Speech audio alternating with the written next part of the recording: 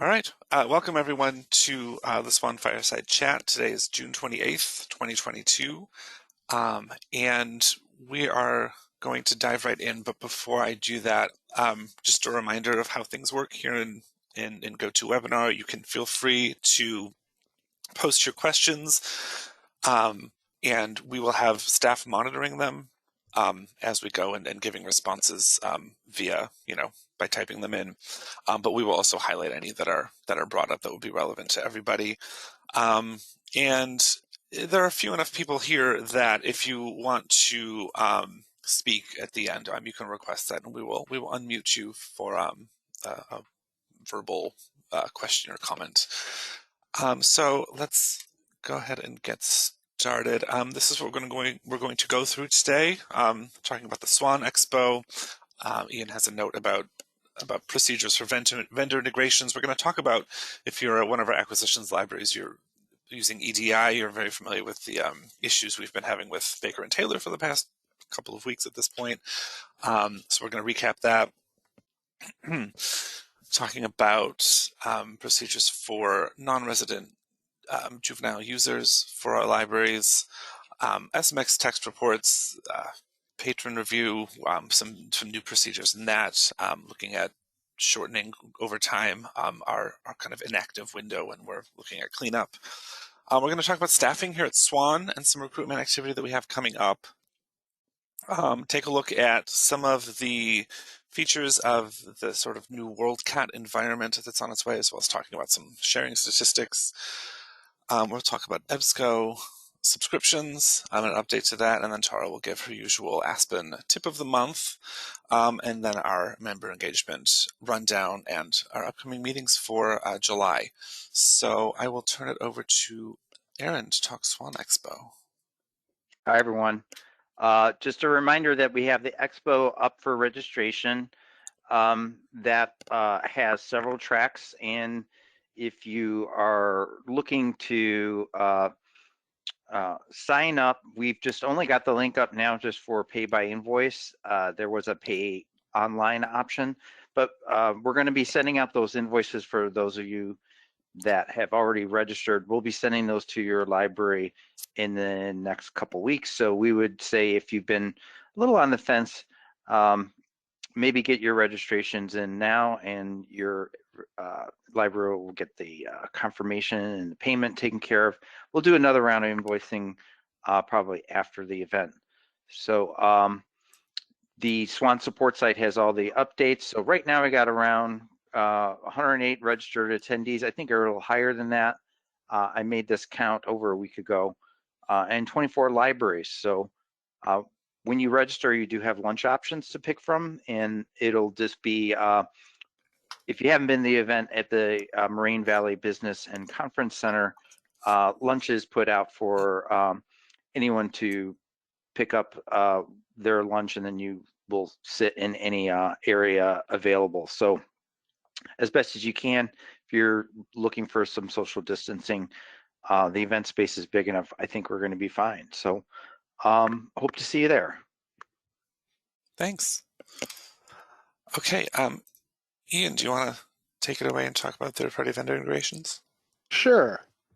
I just wanted to make a quick note as libraries are finding new online vendors and whatnot, that the sooner that Swan is aware of your desire to integrate with a new system, or perhaps it's a system we've already integrated and you're just joining on, the sooner we know, kind of the smoother everything goes. We can verify that everything will work correctly. If it's a vendor we've worked with before, that's a pretty easy thing to set up. If it's a new vendor, there's some things that we need to have taken care of first. The vendors need to sign a vendor access policy before we allow them access into our systems. We need to ensure that any new vendor is compatible with our supported connection methods. So while most vendors use SIP2, we are taking an approach currently to secure our SIP connections by moving to TLS SIP2. A big one that will be happening later this fall will be Overdrive. We'll be making the switch to TLS. And that basically just encrypts all the traffic that's going between Swan and Overdrive. So at this stage, if a vendor approaches you or you find a vendor and they say we work with SIP, unless they are able to support TLS SIP, we will not be able to work with that vendor unless they are also able to support either OpenAthens for basic authentication or web services. If that's not an option, we're happy to work with a vendor if they wish to implement web services. We've done that with a few vendors, and then we can kind of convince them to do that to then benefit any other CERSI customer that wishes to work with them, that they'll have native support. So there are options, and kind of the sooner that we can get a jump on working alongside the library and the vendor, we won't have any kind of speed bumps that we need to hit or run into any brick walls right before you want to get going. So just let us know. Similar if you're starting an RFID project, we have a lot of information that we're able to offer, so it's not something that a library has to kind of go through on their own. And if you want to get us involved, we can kind of work through some issues and make sure that the vendor that you're looking to work with is supported and works well with us. So again, just kind of keep us in the loop as you wish to expand your offerings to patrons, and we're happy to work with you to get those going. I think that's all I have. Great. Thanks, Ian. Now it's time to dig into the Baker and Taylor EDI problem. So I'll give it over to Vicki. Good morning, everybody. Hope you enjoy this lovely picture that John has found for us. There's our swan between Baker and Taylor cats. If you are an acquisitions library who uses Baker and Taylor for EDI ordering and or invoicing, you know we've been having some issues. We've had to update our known issue date a couple of times to make sure it stays on the front page for you guys.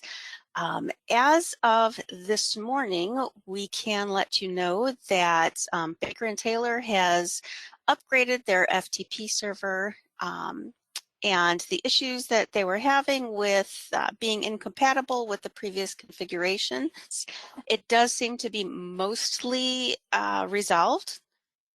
Rudy did a fantastic job with identifying the misconfiguration, and we sent that off to Baker and Taylor, and it looks like they made that change yesterday afternoon.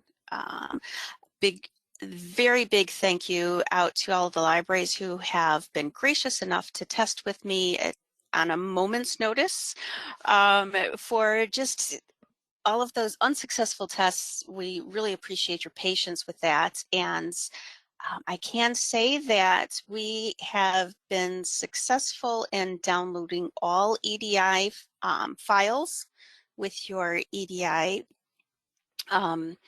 file retrieval reports. So we have all of your invoice files that were out there from the Baker and Taylor FTP site, and they were processed, and we are now running your invoice reports for you.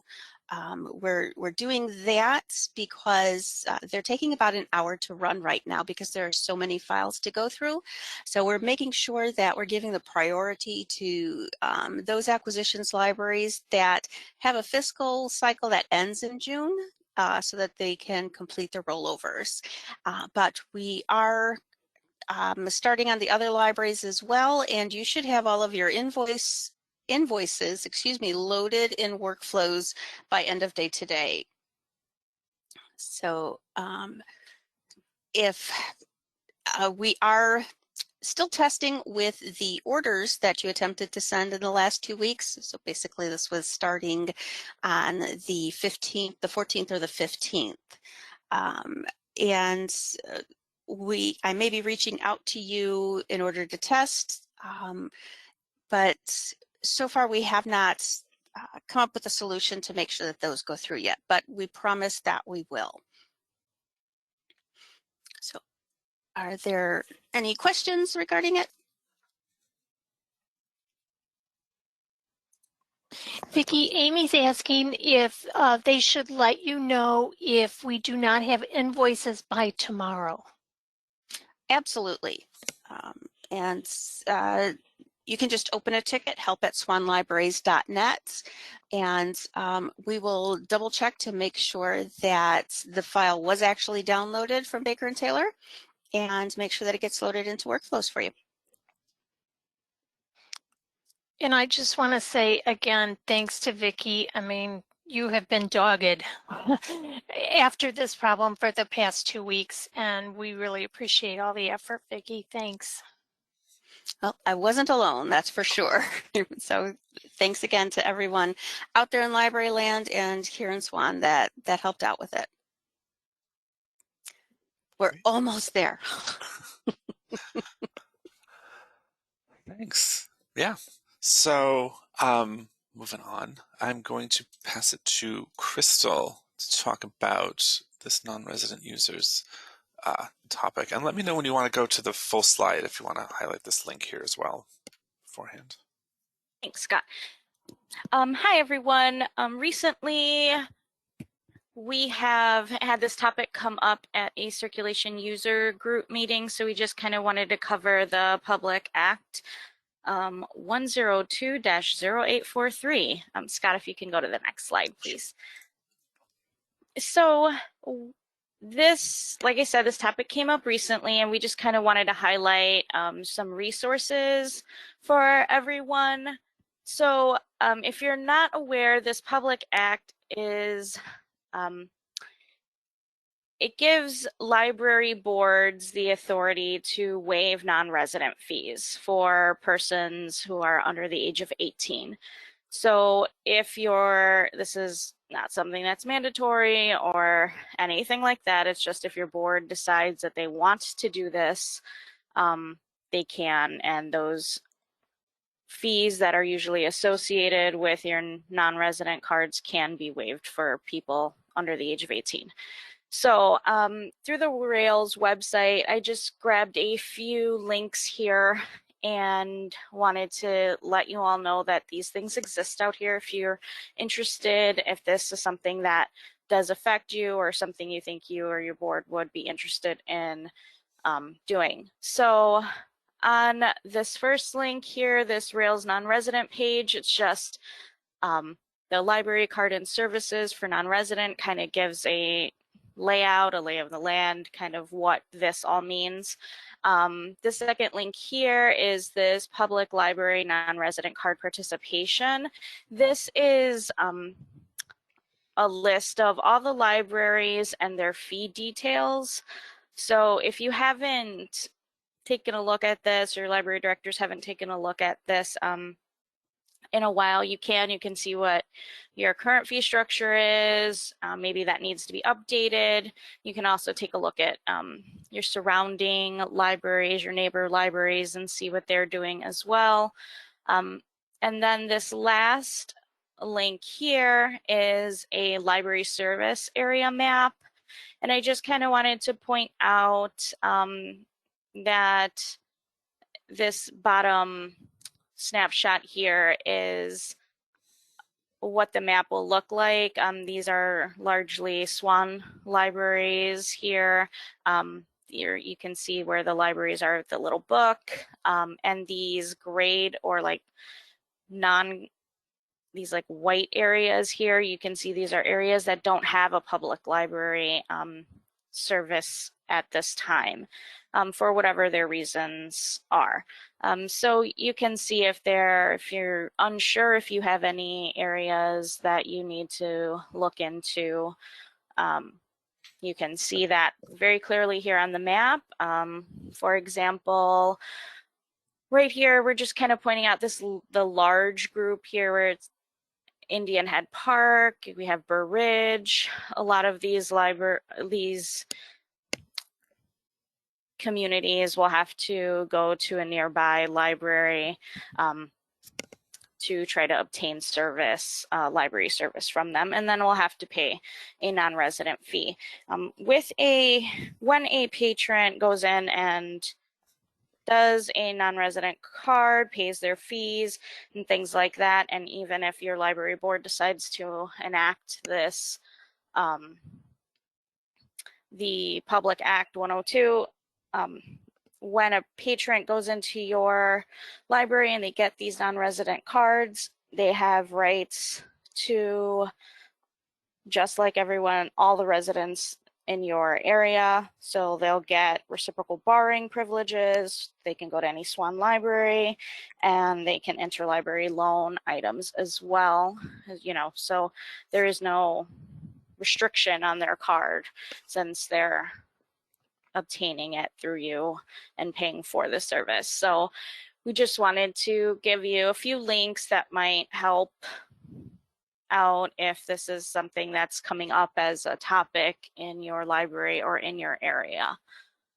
So that is all I have.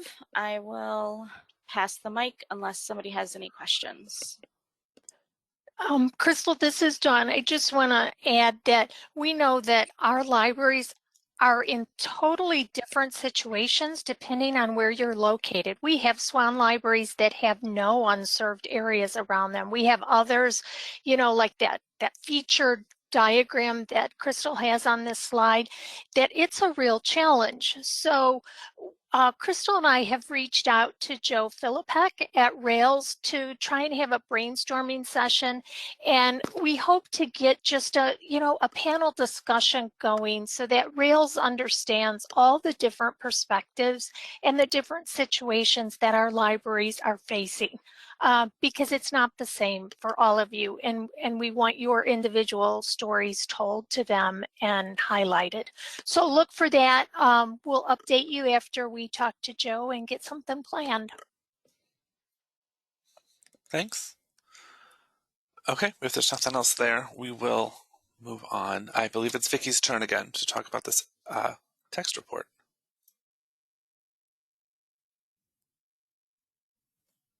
Thanks, Scott. Okay, we actually have good news, exciting news. I know that a lot of the libraries have been hoping to be able to see when text notices are failing to your patrons. You have already been receiving email bounces in your email and letting you know when a patron's notice has bounced so that you can reach out to them. And we now finally have a report that's coming from Circe Dynix that is letting you know, it actually gives you all of the email notices that went out to your patrons, and it tells you what kind of notice went out, and it tells you whether the SMS notice was went through successfully or not. So there is a tab at the bottom that gives you errors only, and you can use that tab to identify any notices that did not go through.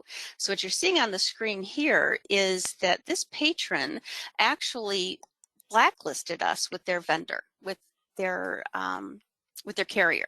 So you can reach out to this patron and let them know that they're not getting their messages because they've told their carrier that they don't want to get messages from us anymore. So we do have documentation on the Swan support site for you to go through that will walk you through the steps of what you should do with that. And if you have any questions about it, feel free to open a ticket, help@swanlibraries.net, and we're here for you. Thanks, Vicky. Up next is Dave to go over the monthly patron review.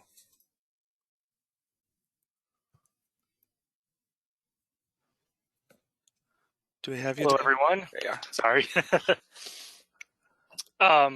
So we've been doing a regular monthly purge of inactive patrons in the system with a criteria of 10 or more years of inactivity.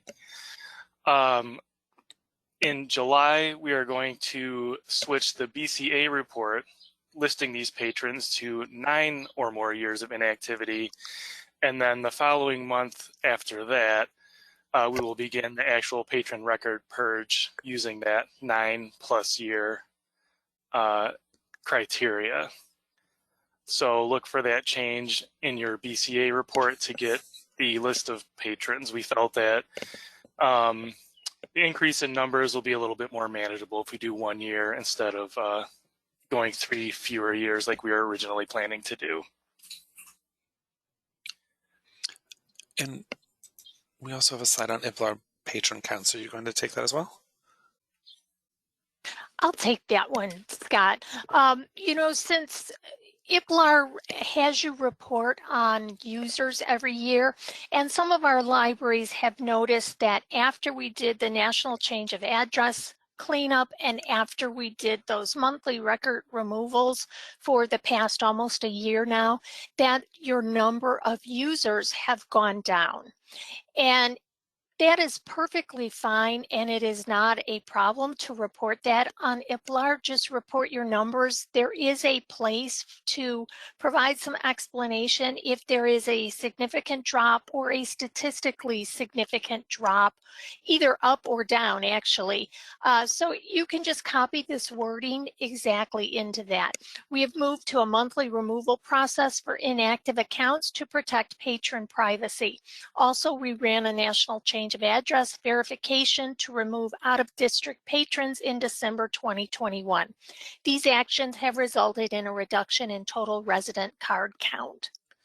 So if you have any questions about IPLAR, that's wording you can stick in your explanation. Perfect. Thank you. And you can probably keep the mic unless this is going to, oh, Helen, sorry. We are giving the WorldCat topic to Helen.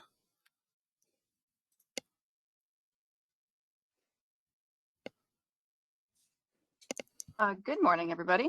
Dawn, feel free to jump in here on this. newworldcat.org, we've been hearing about it, getting some nice buzz. It's coming in August of 2022, which is coming up really quick. The impact on you all, there's going to be a library card sign up link that patrons are going to be able to have access to. They've been really plugging the feature list and topics. That's something we kind of need to look at more and see how it's actually going to work. It's definitely not a replacement for or in competition with Aspen. We still want to direct patrons back to Aspen to place those holds and discover those Swan collections. The links to the Aspen catalog is going to be in newworldcat.org. So functionally, it's not going to be all that different. The interface is going to be slicker. Things are going to be more discoverable, but functionally, it won't impact you all over much, at least as far as we can tell at this point. And WorldCat Discovery is going to continue to be the gateway for those patron-initiated ILL requests, the staff-initiated ILL requests. So not a whole lot of change to announce. If you guys have any questions about it, any specific questions, you can shoot us an email or open up a ticket, and we'll be happy to go a little bit more in depth. But right now, no news is kind of good news. Yeah, and just as a note, you know, so much of our Swan specific configuration we've worked with all of you on over the past 4 years or so is through WorldCat Discovery. And with this new WorldCat, the worldcat.org is actually becoming closer to WorldCat Discovery. So that's kind of the development plan. So since we use WorldCat Discovery, it's not going to be as substantial a change for our libraries as it would be for people that are just using WorldCat, the base bibliographic utility and discovery platform. So we'll have webinars coming up to talk about all this and make sure that everybody's aware how all these discovery platforms and interlibrary loan kind of all fit together into the whole ecosystem. Great. And speaking of interlibrary loan, do you want to take this? I'll take this one. So if you're part of the OCLC community forums, you might have seen this post that just came out, I think 3 or 4 days ago. OCLC has an intern that is compiling ILL activity by state, and they looked at May as just 1 month. Illinois led the country in both lending and borrowing. So we're that bar on the far left. Illinois is a net lender. And so far in 2022, we have filled close to 80,000 requests within our own state. So it's just showing that our OCLC WorldShare ILL is by far the most used resource sharing platform in Illinois. So all the work that Swan, Scott, Rudy, Dave are doing with supporting the OCLC Holdings Manager and doing the Holdings Reset for all of the consortia in Illinois, like Swan, is really making a difference in facilitating that in-state requesting between libraries. So we just wanted to highlight that. It's always nice when you're number one, right? Yeah, thank you. Okay, so Aaron, do you want to take the stage and talk about what's going on internally here? Absolutely. All right. So for those of you that don't know, or you may have heard by now that the information technology, or IT system support position, that manager position that Stephen Schuett occupied, that position is open. Stephen has since moved on to a new opportunity. And then we also have our e-resources consultant.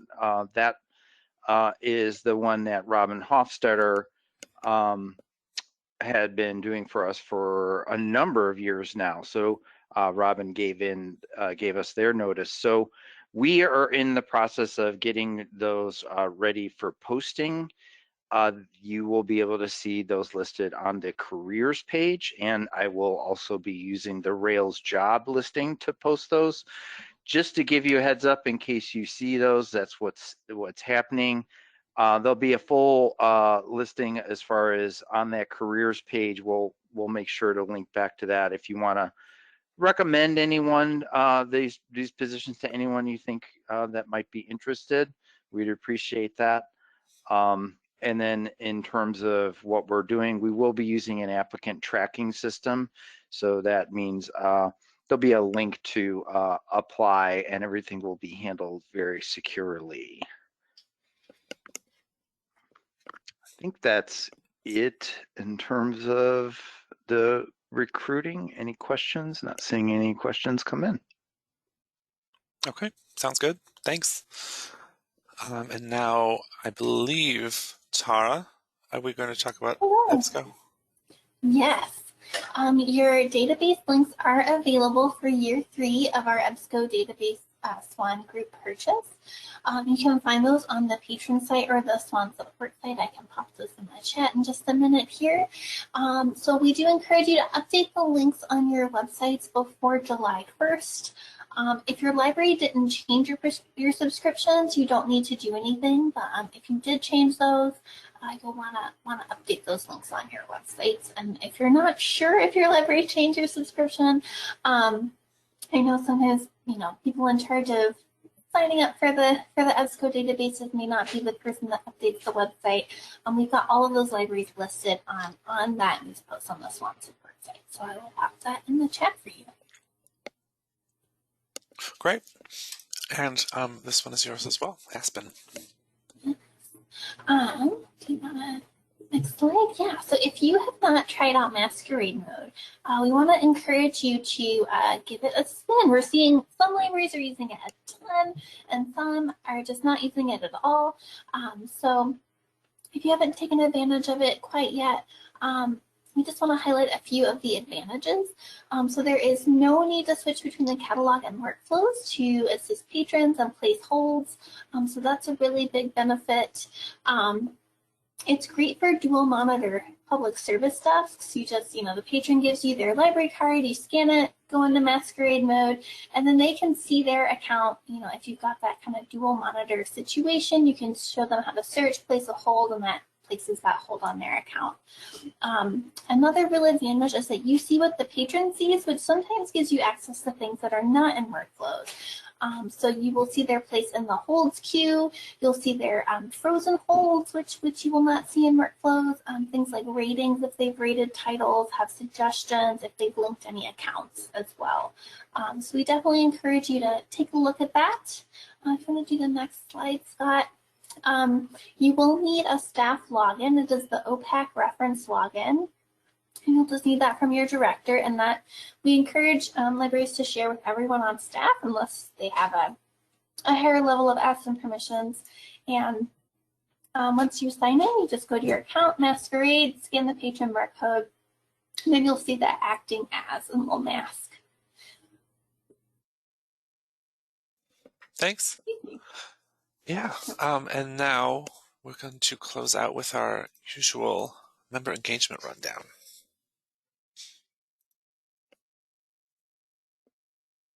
Which I believe John is going to take. Erin, do you want to talk about the board recap about the passport idea, or you want me to?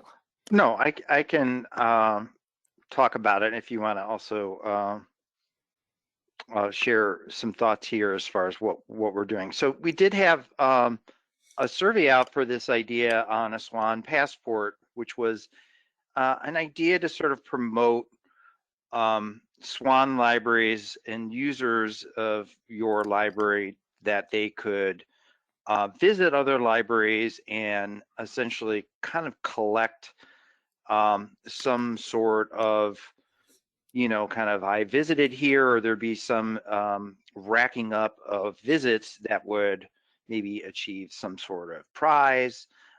This has been done in other consortia in Illinois, and also in other consortia or libraries in other states. So we did get some interest from a number of libraries that were interested in participating. So the numbers that we have listed here, I want to say 22 were interested in participating, but in the board discussion, there was definitely a need for more time to plan. It felt like to try to get this ready for what was going to be the month of September. Several directors said that they already had their newsletters basically in the pipeline, and it wasn't enough time to sort of get the promotion out. So we are just hitting pause on this to say, this is an idea that these libraries are interested in.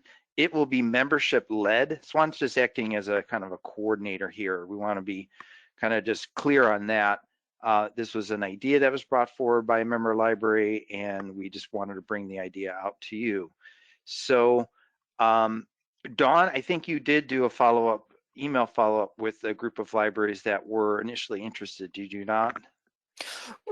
Right, with our core brainstorming group. So we will reconvene, and we'll invite those that responded to the survey to just have a brainstorming session and talk about next steps and a timeline. Great.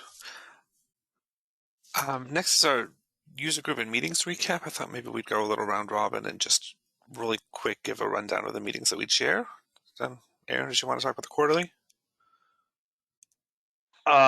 This was the quarterly meeting that took place in June, and there was the sharing of what our the board election process that just concluded at the end of May, and the folks that were elected to the board, they did come out to the SWAN board meeting that was held at Bloomingdale at the June 17th meeting. So, and by the way, that next board meeting is going to be held in person July 15th at Midlothian. So we've been rotating our board governing meetings at different libraries. The quarterly meeting was held in person at Oak Brook in person. So we did go over the election performance metrics that we're seeing. We're sharing a lot more in terms of kind of graphics that can be done with our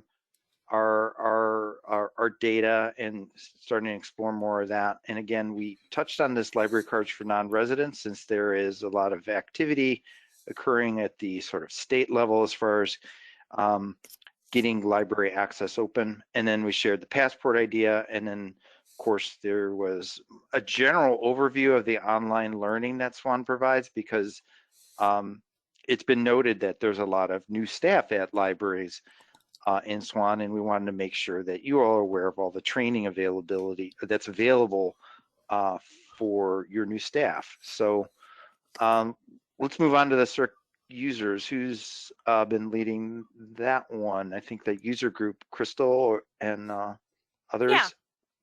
Yeah.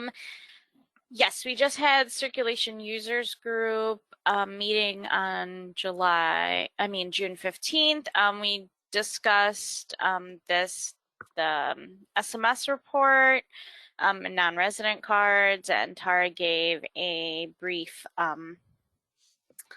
briefing on masquerade mode. So she did kind of like a show and tell there, which was really cool for everyone to see. And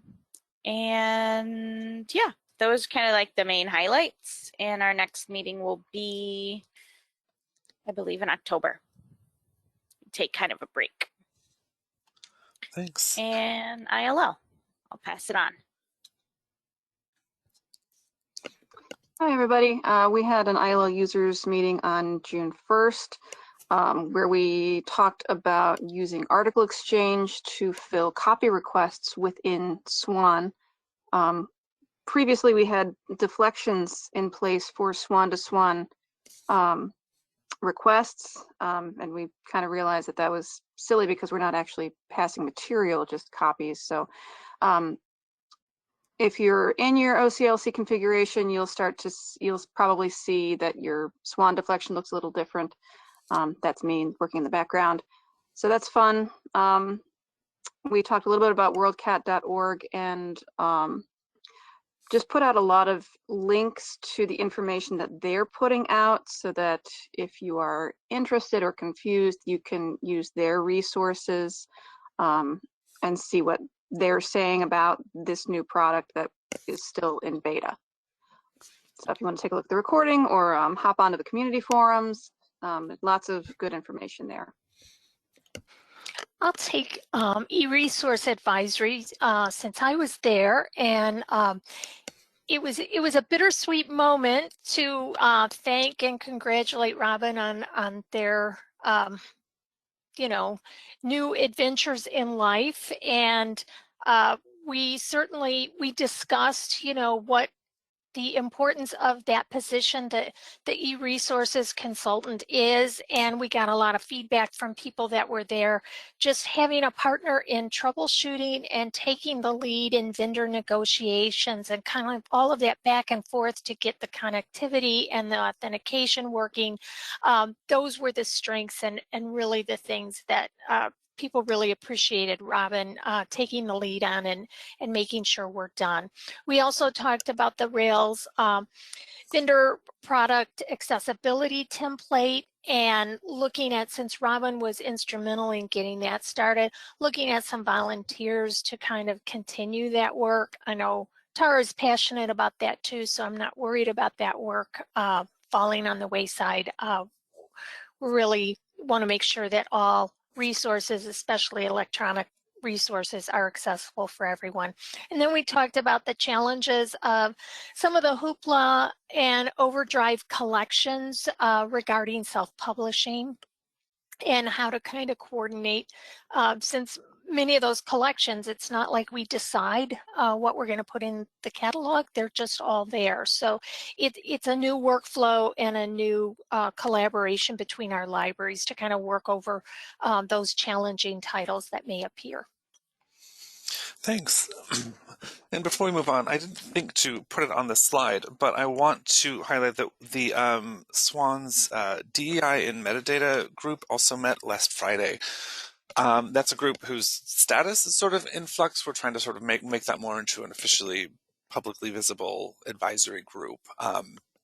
And so the thing we talked about Friday was reviewing our previous decisions about subject headings related to immigration in light of changes that were made through the Library of Congress last fall, and also a draft of recommendations that is yet to be published, but we have a almost final draft of it published by the statewide DEI networking group that I chair along with Rachel Fisher from the CCS Consortium. We have a number of splinter groups talking about different issues in catalog data, and the immigration topic group really got their stuff together early, and that's why we were able to sort of have this conversation. So we are making a couple of changes to how we are going to be handling a couple of the headings related to this area, also changing the way we have to update those internally. There's just some technical considerations. So we are working on writing all of that up and getting it on the support site. And also, just to let you know, we have the documentation, like agendas and notes from this group, are going to start appearing under the meetings and documents portion of our support site, where you find the notes for all the other meetings that we have, all our advisory and user groups. They'll be there. Tara helped me troubleshoot some issue I was having with getting those synced with L2 this morning. So I've just got the events now, and so throughout the week I'll post agendas and notes from this past meeting. So I just wanted to highlight that. And now just a quick update on our online learning platform. Dawn, Take it away, Crystal. Hello. Sorry, I was muted. We just wanted to give a little update on the online learning. If you aren't aware, we do have an online learning system. It's kind of self-paced. You can go on and sign yourself up and get an account. Just make sure that you have your credentials set up in L2, because we do verify you through L2, and then you can get set up and start learning. We are creating new courses. Claudia is currently working on another course for everyone about searching, and I just released a class on patron notes and blocks, so what those blocks might mean and how to enter a note and delete a note properly, and some notes that and instances and where notes are really informative for staff and at the circulation desk. So we have 9 courses in the catalog. Look out for Claudia's workflow searching course coming soon. And this is just kind of the pathway to get to our online learning. So from the support site, go into meetings and trainings, and then you'll see Swan Online Learning, and there will be a link there. Thanks. Thanks. Yeah, just to plug Claudia's upcoming course a little more, searching workflows. It's currently in the editing phase, so I've gone through it all. And there are some really neat tips and tricks in there that even a seasoned user of workflows may not be familiar with. So be sure to check that out when it's published. L2 reminder. Yeah, this is just a reminder. We do rely on L2 when we have to verify employees. So L2 is required to access the members-only content on the SWAN support site. It's required to log in to our ticketing system. We look at both when we do an invite in the forums and the SWAN Online Learning. We verify that that person is a registered member of one of our libraries, so they're on a staff list. And we also rely on it for any creation of individual Blue Cloud accounts. So if you're a library director, please be updating your staff list on L2. Make sure that it is accurate and everyone is listed with library email addresses so that we can include them in all of our support services. And as a reminder too, you can, as a library director, have an L2 delegate assigned. So a lot of times we find that the person who's in charge of, HR or your department heads, you might want to make an L2 delegate, and that means that they can update that staff. So it doesn't always have to go to the director to get that data updated. Right. And finally, our migration to Zoom. Who wants to talk about this? I think we can just say it's happening. Okay. We announced it, last Fireside, and Tara has updated all those links, and we'll be making sure that everything is ready so that come August, you'll be Zooming instead of doing GoToMeeting. Yeah. So be sure to come to next month's Fireside so we can give GoToWebinar a nice Viking funeral. And finally, this is a slide highlighting our upcoming meetings between now and that next meeting. So this goes mostly through July. Take your pick. There's plenty of good stuff going on, including all of our office hours, which we really encourage you to come to. I will say, with the cataloging office hour, even if we have one or two questions that are very, very basic, they usually snowball into really good conversations with the people that are there. So it's really, really worth going. And I will also note that the DEI in metadata group, our next topic for that July meeting is going to be LGBTQ plus issues in our catalog, alongside, again, the statewide working groups recommendations, which will be partially published by then. So if you're interested in listening in on that meeting, please look for it on L2. Is there anything else anybody wants to highlight in meetings this month? Yes, I do. Hi, this is Helen. I just wanted to highlight that the book club users group that meets 2 weeks from tomorrow is going to be in person for the first time in 2 years. So if you're in the west suburbs, drop in with us at the Geneva Public Library on July 13th. We're going to try to do it hybrid, but if you're in the area, we'd love to see you. Thanks. Anything else? Great. And finally, I just pulled some of the more recent trainings that we have recorded from our support site. So these are just sort of the four most recent, almost arbitrarily chosen, but this is just also highlighting the path you can take to get there from our support site meetings and trainings, tutorials and training resources. Everything is there for you to watch or listen to. And please let us know if you have feedback on any of them. And that will do it for our meeting today. Thank you for attending. Our next meeting is on July 26th, and you can register for the last time through GoToWebinar. And that's about it, unless there are any final questions that we want to highlight from the chat. I haven't been monitoring them myself. I'm sorry. Nothing. No questions in chat. I'm going to unmute all participants. So if anybody has a question that they would like to ask over microphone, you're unmuted. We'll hang around for a bit.